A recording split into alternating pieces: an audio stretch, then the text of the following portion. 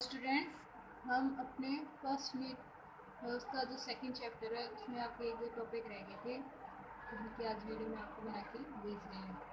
तो इससे पहले आपने निषेचन पढ़ा था। निषेचन में आपने पढ़ा था निषेचन की डेफिनेशन और जो निषेचन की क्रिया है किस प्रकार किन किन चरणों में संपन्न होती है उसमें परागकणों का अंकुरण, परागनलिका की वृद्धि, परागनलिका का बीजांड में प्रवेश, परागनलिका का भ्रूणकोश में प्रवेश के बारे में पढ़ा था।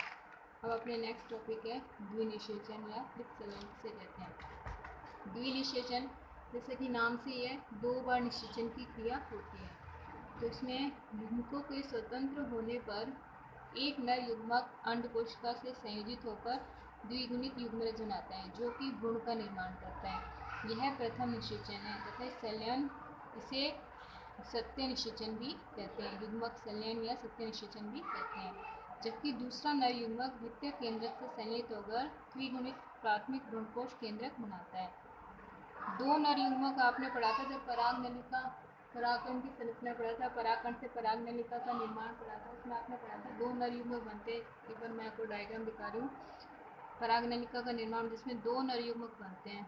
ये दो नर युग्मक आपने पढ़ा था जब वर्तिकाग्र पर स्थानित होते थे, परागनलिका के द्वारा वर्तिकाग्र से स्थानित होकर अंडाशय तक जाते हैं, मतलब भ्रूणकोश तक जाते हैं। भ्रूणकोश का जो डायग्राम आपको वापस दिखा रही हूँ जिसमें दो नर युग्मक स्वतंत्र होते हैं। तो दो नर युग्मक स्वतंत्र होते हैं तो जो एक नर युग्मक होता है वो तो इस वाली कोशिका से संयोजित होता है, अंड कोशिका से जुड़ जाता है। जो दूसरा केंद्रक होता है नर युग्मक होता है वो किससे जुड़ जाता है? द्वितीय केंद्रक से। दो नर युग्मक होते हैं, एक नर युग्मक जुड़ता है अंड कोशिका से और एक नर युग्मक जुड़ता है द्वितीय केंद्रक से। जैसे कि इसमें लिखा हुआ है एक नर युग्मक अंड कोशिका से जुड़ता है जिससे कि द्विगुणित युग्मनज बनता है और उसके द्वारा ही भ्रूण का निर्माण होता है। मतलब एक नर युग्मक जब अंड कोशिका से जुड़ रहा है तब युग्मनज का निर्माण होता है, इसे सत्य निषेचन कहते हैं। जबकि जो दूसरा नर युग्मक होता है वो किससे जुड़ रहा है? द्वितीय केंद्रक से जुड़ता है और किसका निर्माण होता है? प्राथमिक भ्रूणकोश केंद्रक का निर्माण होता है। दो बार निषेचन की क्रिया होने के कारण इसे द्विनिषेचन कहते हैं। द्विनिषेचन की खोज इसने की थी एस नावाश्य ने की थी। अब नेक्स्ट अपना टॉपिक है भ्रूणकोश। भ्रूणकोश क्या होता है?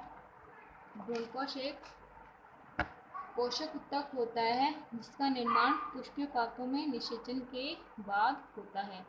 आवृत बीजी पात्रों में प्राथमिक भ्रूणकोश केंद्रक का परिवर्तन होने से त्रिगुणित भ्रूणकोश का निर्माण। अभी आपने पढ़ा है एक नर युग्मक अंड कोशिका से जुड़ता है, एक नर युग्मक द्वितीय केंद्रक से जुड़ता है, उसके द्वारा किसका निर्माण होता है? प्राथमिक भ्रूणकोश केंद्रक का निर्माण होता है। भ्रूणकोश भ्रूण के विकास और बीज अंकुरण के समय उपयोग में आता है। कोश मतलब पोषण प्रदान करता है ये भ्रूण को। विकास क्या आता है? भ्रूणकोश को तीन भागों में बांटा गया है। फर्स्ट है केंद्रीय भ्रूणकोश। केंद्रीय भ्रूणकोश क्या होता है? केंद्रीय भ्रूणकोश क्या होता है? प्राथमिक भ्रूणकोश केंद्र के बार बार विभाजन द्वारा अनेक केंद्रक बन जाते हैं किंतु भित्ति का निर्माण नहीं होता है। इस विभाजन को स्वतंत्र नाभिक विभाजन भी कहते हैं। ये केंद्रक भ्रूणकोश की परिधि की ओर विन्यासित हो जाते तथा केंद्र में एक बड़ी रिक्तिका का निर्माण हो जाता है। ठीक है, तीन प्रकार के होते हैं, केंद्रीय, कोशिकीय और हेलोबियल। तो केंद्रीय वाले में क्या होता है? केंद्रक का बार बार विभाजन होता है जिससे केंद्रकों की संख्या बढ़ जाती है।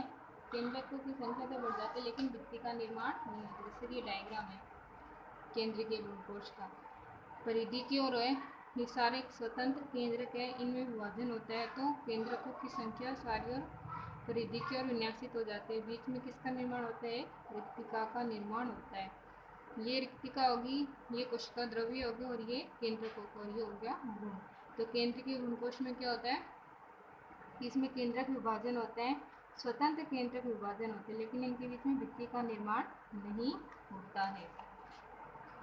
नारियल में दूध के जैसे तलयुक्त भ्रूणकोश होता है, इस द्रव में स्वतंत्र केंद्रक तैरते रहते हैं, इसी कारण इसे लिक्विड सिंचिटियम या द्रव भ्रूणकोश भी कहते हैं। आवृत बीजी पादप के लगभग 56% कुल में यह पाया जाता है। क्या पाया जाता है? केंद्रीय भ्रूणकोश पाया जाता है।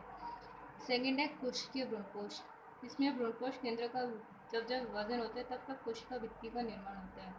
इसमें तो केंद्र का विभाजन होता रहता है लेकिन कोशिका भित्ति का निर्माण नहीं होता। और इसमें क्या होता है, भित्ति का निर्माण, जैसे केंद्र का विभाजन हुआ उसी टाइम भित्ति का निर्माण हो जाता है। और इस प्रकार के भ्रूणकोश में चूषकांग विकसित हो जाते हैं और ये आवृतबीजी पादपों के गैमोपेटेली वर्ग के सदस्यों में पाए जाते हैं। इसके भी एक डायग्राम है कोशिकीय में, देखिए आप, इसमें भी देखो आप, केंद्र विभाजन हुआ, केंद्र विभाजन के बाद किसका निर्माण हो गया, भित्ति का निर्माण हो गया। इसमें केंद्रक था और इसमें रिक्तिका का निर्माण, इसमें रिक्तिका का निर्माण ही हो रहा है। केंद्र विभाजन के बाद कोशिका भित्ति का निर्माण होता रहता है। और बाहर की ओर ये क्या संरचना दिखाई दे रही है, क्या है, चूषकांग होते हैं। और ये किस वर्ग में पाया जाता है, गैमोपेटेली वर्ग में पाया जाता है। थर्ड है हेलोबियल। हेलोबियल वाले में क्या होता है, इस प्रकार ये दोनों प्रकार के जो भ्रूणकोश है उसके मध्य का भ्रूणकोश होते हैं। दोनों प्रकार के कौन से, केंद्रकीय और जो कोशिकीय भ्रूणकोश होते हैं उनके मध्य का भ्रूणकोश होता है। यह केवल एक बीजपत्री के हेलोबियल गण में पाए जाने के कारण इसे हेलोबियल भ्रूणकोश कहते हैं। हेलोबियल नाम किस प्रकार पड़ा, जो एक बीजपत्री वर्ग होता है उसमें हेलोबियल गण में पाए जाने के कारण इसे हेलोबियल भ्रूणकोश कहते हैं। प्राथमिक भ्रूणकोश केंद्र के प्रथम विभाजन के बाद एक अनुप्रस्थ भित्ति बनने से परिवर्तनशील भ्रूणकोश दो प्रकोष्ठों में विभक्त हो जाता है। निभागीय प्रकोष्ठ वाले छोटी कोशिका के केंद्र में रूप विभाजन होते किंतु भित्ति का निर्माण नहीं होता है, जबकि बीजांडद्वारी प्रकोष्ठ वाली कोशिका में केंद्रक विभाजन और भित्ति निर्माण साथ साथ होते हैं। अतः यह केंद्रीय कोशिकीय भ्रूणकोश का मिला जुला रूप होता है। इसका भी डायग्राम है जैसे कि है, दो प्रकोष्ठ बन गए, निभागीय और बीजांडद्वारी। निभागीय वाले में आपने पढ़ा है केंद्रक विभाजन होते रहते हैं लेकिन भित्ति का निर्माण नहीं होता है, जबकि बीजांडद्वारी जो प्रकोष्ठ होता है केंद्रक विभाजन के साथ साथ भित्ति का निर्माण होते रहते हैं। इस कारण यह केंद्रकीय और कोशिकीय जो भ्रूणकोश है इनके मध्य का भ्रूणकोश होता है। केंद्रकीय में केंद्रक विभाजन होते रहते हैं, भित्ति का निर्माण नहीं होता है। कोशिकीय में केंद्रक विभाजन के साथ साथ भित्ति का निर्माण होते रहते हैं। इसमें प्राथमिक भ्रूणकोश केंद्रक दो भागों में विभक्त हो जाता है, निभागीय और बीजांडद्वारी। निभागीय में भित्ति का निर्माण नहीं होता है, केवल केंद्रक विभाजन होता है। और जो बीजांडद्वारी होता है इसमें केंद्रक विभाजन के साथ साथ भित्ति का निर्माण भी होता है।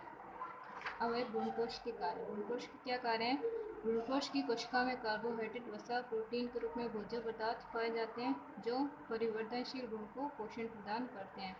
कोश जैसे कि पोषण प्रदान करने का ही काम करते हैं और बीजों के अंकुरण के समय भ्रूणकोश नवोदित को भोजन प्रदान करते हैं। मतलब कि कुल मिला के बात यह है, जो भ्रूणकोश होता है वह भ्रूण को और बीज को पोषण प्रदान करने का काम करता है। नेक्स्ट आपके टॉपिक है फल का विकास। फल का विकास जाहिर सी बात है, जब निषेचन की क्रिया होगी पादप में उसके बाद ही फल का निर्माण होता है। अंडाशय से अंड का और बीजांड से बीज का विकास होता है। निषेचन के बाद अंडाशय से फल परिवर्तित होता है, बीजांड से बीज और अंडाशय से फल भित्ति का निर्माण होता है। अब सत्य फल किसे कहते हैं, अंडाशय से निर्मित फल को सत्य फल कहते हैं। अंडाशय जो फल निर्मित उसे सत्य फल। कुछ प्रजातियों में फलों का निर्माण अंडाशय से न होकर बाह्य दलपुंज व पुष्पासन से होता है, इस प्रकार को कहते हैं असत्य। सत्य जिस फल का निर्माण अंडाशय उसे सत्य फल, और जिस फल का निर्माण अंडाशय से न होकर पुष्प के अन्य भाग बाह्य दलपुंज व पुष्पासन से उसे असत्य फल कहते हैं। थर्ड है अनिषेक फल। अनिषेक मतलब जिसमें निषेचन की क्रिया ही नहीं हो रही फिर भी फल का निर्माण होता है। कुछ अंडाशय बिना निषेचन क्रिया के ही फल में विकसित हो जाते हैं, ऐसे फल को अनिषेक फल या अनिषेक फलन कहते हैं। प्रेरित अनिषेक फलन, वृत्तिकाक का वृद्धि हार्मोन के छिड़काव से अनिषेक फल बनाए होंगे। मतलब निषेचन की क्रिया ही नहीं हो रही और उन पर कुछ हार्मोन छिड़क दिए जाते हैं वृत्तिकाक पर, जिसके द्वारा फल बनाए जाते हैं। नेक्स्ट आपके टॉपिक है पीढ़ी एकांतरण। आवृत बीजी पादपों के जीवन चक्र में द्विगुणित या गुणित प्रावस्थाएं एक के बाद एक एकात्मक क्रम में आती है, इसे पीढ़ी एकांतरण कहते हैं। इसे एक चार्ट द्वारा समझते हैं। जायांग पुंकेसर, तो ये कैसे होगी, द्विलिंगी पुष्प आपको पता है, द्विलिंगी पुष्प होता है जिसमें जायांग और पुंकेसर दोनों हो। जायांग से बीजांड से और पुंकेसर से परागकोश का। जायांग में आपने पढ़ा था, जायांग में किसका निर्माण होता है, गुरु बीजाणु मातृ कोशिका का। और परागकोश से किसका निर्माण होता है, लघु बीजाणु मातृ कोशिका का। गुरु बीजाणु मातृ कोशिका में 4 गुरु बीजाणु सक्रिय रहते हैं और 4 गुरु बीजाणु होता है जिसमें केवल एक क्रियात्मक गुरु बीजाणु होता है। इसके द्वारा किसका निर्माण होता है? मादा युग्मक या भ्रूणकोश का निर्माण होता है। आपने भ्रूणकोश की संरचना पढ़ी थी, उसमें 2 ध्रुवीय केंद्रक होते हैं, बीच में होते हैं जिन्हें द्वितीय केंद्रक कहते हैं, और अंडकोशिका ध्रुवीय केंद्रक में द्वितीय केंद्रक भी कहते हैं, जिससे कि द्वारा 2 नर युग्मक आके जुड़ते हैं, जिसमें एक नर युग्मक आके जुड़ता है उसे क्या बोलते हैं? तृक संलयन कहते हैं। ठीक है, द्वितीय केंद्रक से भ्रूणकोश का, एक नर युग्मक से अंडकोशिका से नर युग्मक जुड़े से बोले भ्रूणकोश। इसमें यह लघु बीजाणु मातृ कोशिका से किसका निर्माण हुआ? लघु बीजाणु का। लघु बीजाणु से परागकण का, परागकण से नर युग्मक का, नर युग्मक से 2 नर युग्मक का। इसमें एक नर युग्मक अंडकोशिका से जुड़ता है और एक नर युग्मक किससे जुड़ता है? द्वितीय केंद्रक से जुड़ते हैं, जिसके द्वारा भ्रूणकोश का निर्माण होता है। जो अंडकोशिका और नर युग्मक जोड़ते हैं उसके द्वारा युग्मनज का निर्माण होता है। युग्मनज से भ्रूण का, भ्रूण से बीज का और बीज से पादप का। ये चार्ट इस प्रकार